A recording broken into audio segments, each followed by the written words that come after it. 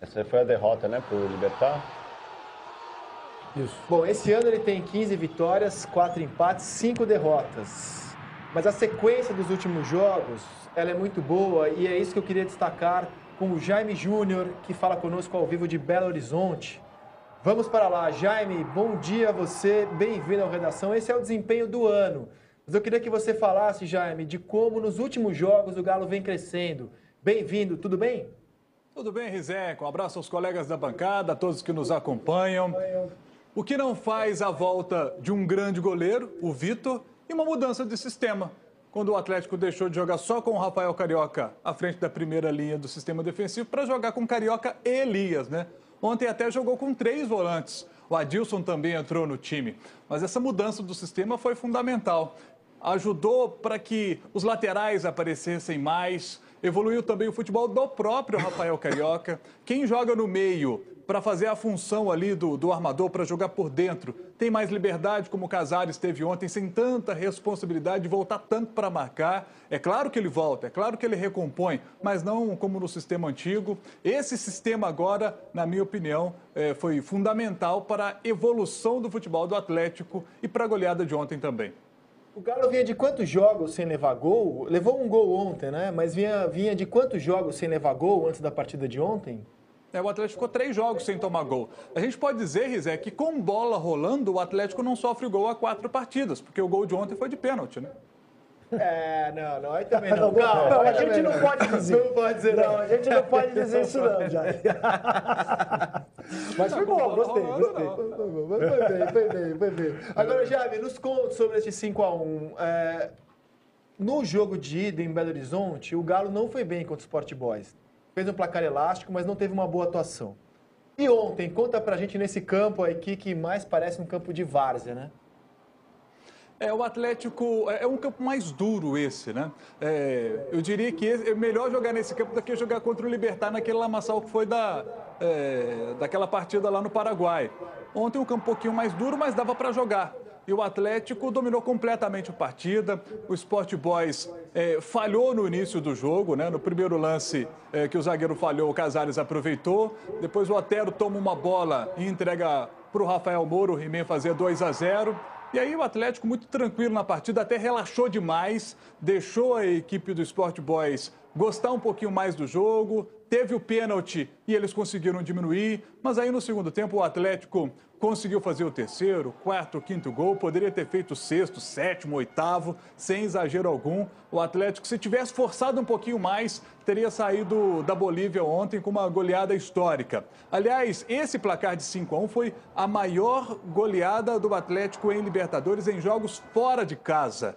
A maior goleada fora de casa até então era aquela de 2013 contra o Arsenal de Sarandi, na Argentina, por 5-2. Essa de ontem, então, é a maior. E, no geral, é a segunda maior. A maior goleada do Atlético em Libertadores foi contra o Cobreloa, do Chile, quando o Atlético disputou a Libertadores em 2000.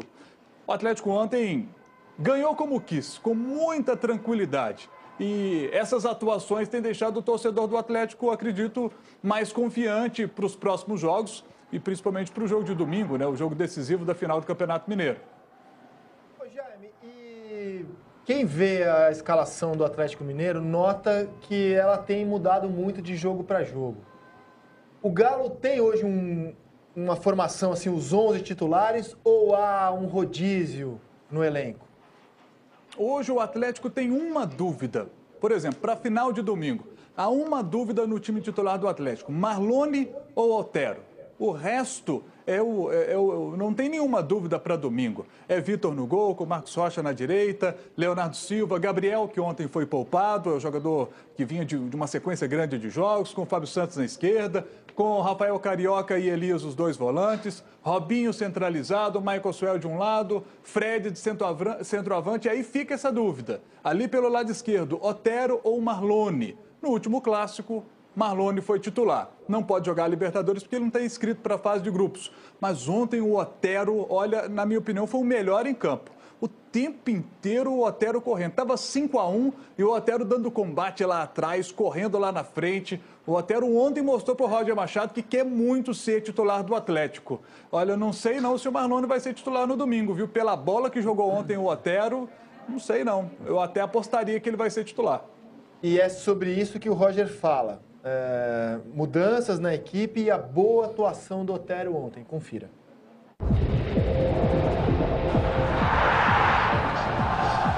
Não girar o elenco, né? Porque quando essas estratégias não dão certo, né? É porque, por vezes, o treinador quis inventar.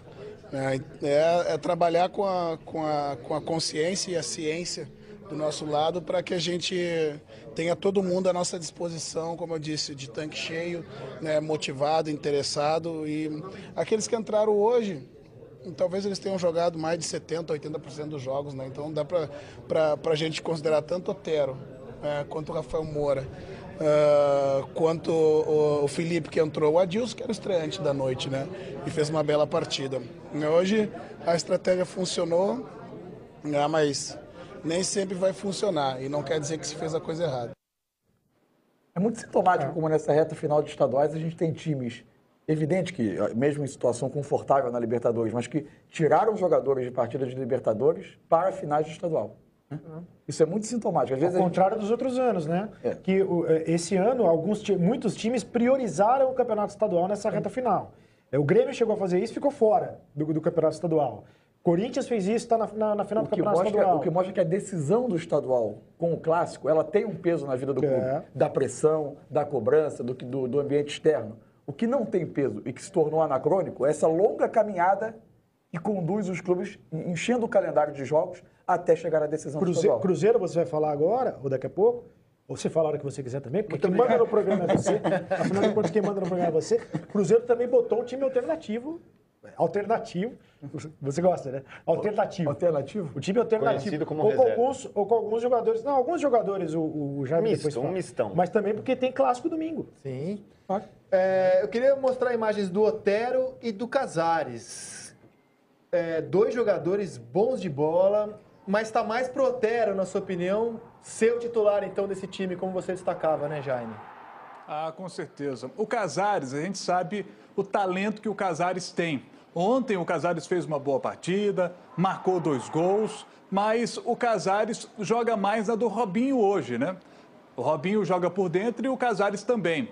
E o Robinho foi preservado porque será titular, sem dúvida nenhuma, no domingo. Michael Suel, outro que foi preservado, será titular. Fred também foi preservado, será titular. Então, é realmente mais a dúvida do Otero. O Otero jogou muita bola ontem, muita bola. E o Casares vai se tornando uma boa peça para poder entrar no segundo tempo nos jogos.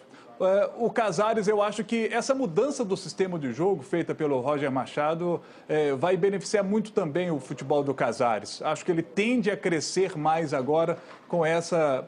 Porque não é um jogador que tenha, sabe, aquela coisa da recomposição. Ele precisa evoluir nisso, o futebol moderno pede isso. Mas nesse sistema de jogo, ele fica com um pouco mais de liberdade para jogar. Acho que ele vai crescer a partir de agora. Ou seja, você vê aí, desculpa aqui, o time com um monte de reserva. Tem Casares, que tem Otero, que tem Rafael Moura. Ou seja, um belo elenco. Eu acho que essa Libertadores seria surpresa para escapar de Palmeiras, Flamengo e Atlético. Sendo que acho que o Palmeiras é o que está mais irregular, que está jogando menos. Se você pensar os times que já disputaram o Campeonato Brasileiro do ano passado como os melhores elencos.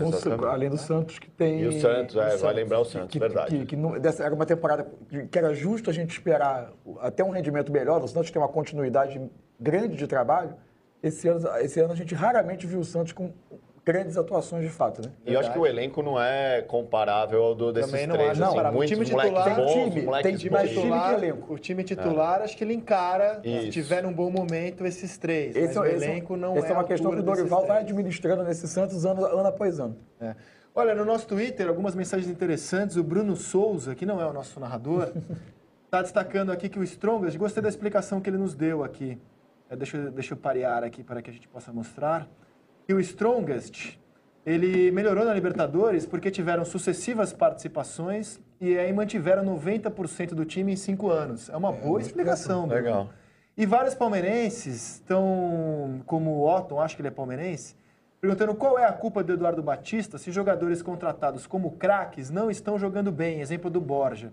Mas essa é a função do treinador, né, Otton? Fazer o jogador encontrar uma função para ele na qual ele renda. Então eu discordo de você nessa. Acho que essa é a função justamente do treinador. E o grupo do Atlético Mineiro, que a gente coloca na tela, tem a seguinte situação e o Jaime conta pra gente o que o Galo precisa fazer para se classificar. Jaime Júnior em primeiro. Ele tem um jogo a mais em relação ao Godoy Cruz. Isso. Conta pra gente, Jaime.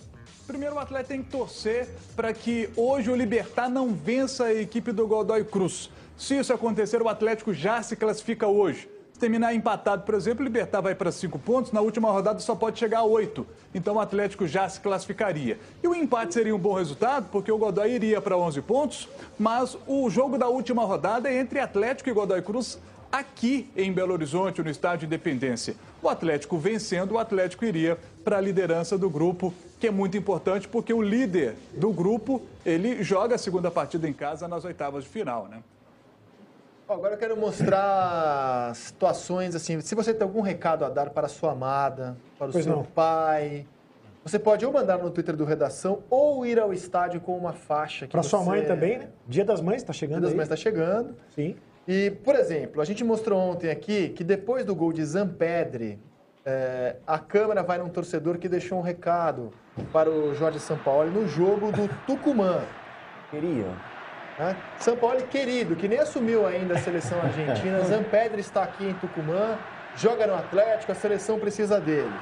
Esse foi um apelo mais assim em nome do time. Ontem, depois que o Rafael Moura fez 1-0, a gente teve um torcedor fazendo um apelo pessoal e aparentemente desesperado. Então eu peço que o papai em questão aqui atenda o menino.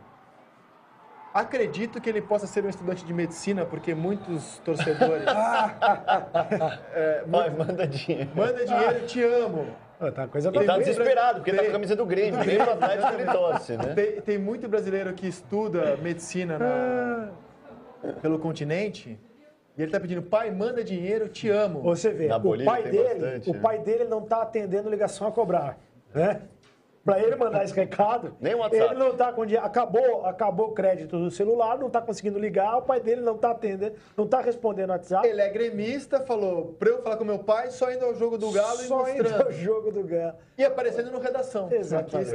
Aqui está. Manda dinheiro pra ele, pai. Pô. Ué, papai, vamos lá, vai. A gente já foi filho precisando de grana pelo continente. Eu continuo precisando. Vai, manda dinheiro.